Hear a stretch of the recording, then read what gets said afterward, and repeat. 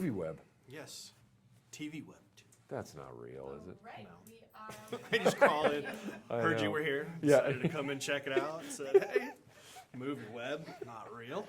MovieWeb, let us through. You especially want to Right think this way. I'm real after I ask my first question. Are we rolling? Yep. We are. I want to know, now Steve Little told me when he made Cataclysm, Rainier beer was the only beer that would let him use that beer. And then their Pabst, you used Pabst in the Everything Must Go. Right. And I'm wondering, the old Milwaukee commercials, which we've seen on the internet, are so great. Was that kind of a stipulation for you to use Pabst in that movie, that you had to go and do these commercials? They held a gun to my head, yes. No, two separate things. Really? Yeah, Pabst was the only one of the few beers that would allow themselves to be in a movie about an alcoholic, and then Old Milwaukee. I just love old-timey beers, especially ones made in Milwaukee. So. And the commercial looks old school. It's Yeah, like what I yeah. remember from the 70s, so that's one of the cool That's things how that about happened. it. Yeah. I wanted to know more. Now, Yeah. I want to know, why are Chris Christopherson and Bob Dylan thanked for this movie? What kind of inspiration did they give you for Casa de Mi Padre?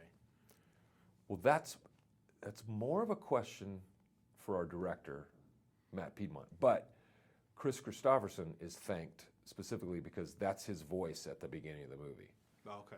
where the gruff voice that says, if it's in Spanish, yeah, I forget what he says.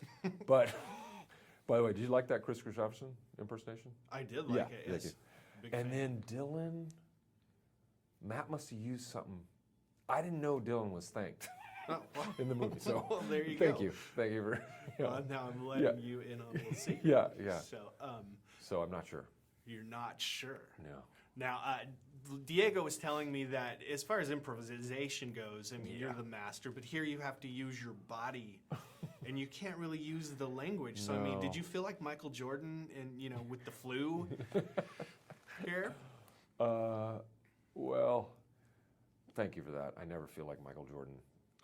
But no, there was so much, it took so much energy just to make sure that I could remember all my dialogue in Spanish and then that I was pronouncing it correctly, that there wasn't this great thirst for like, oh, and I'm not getting to improvise. It was just all I could do to kind of make sure I was serving the script and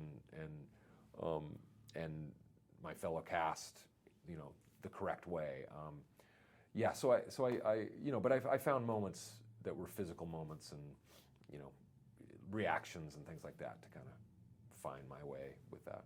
Well, I don't know how far east you go, but in September or of this year, Saving Private Perez was everywhere, and I guess it was the biggest comedy in Mexico.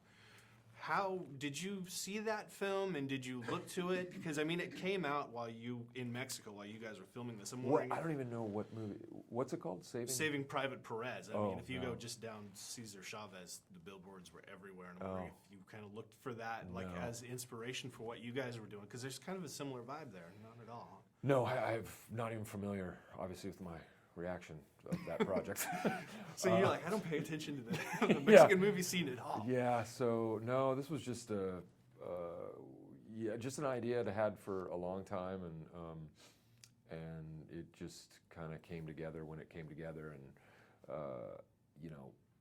that having been said, when I did think of it and we started putting it all together, it did occur to me that hopefully this could be an opportunity to kind of have something that worked here in the States, but also down in Mexico, and that'd be kind of cool if it worked for both audiences.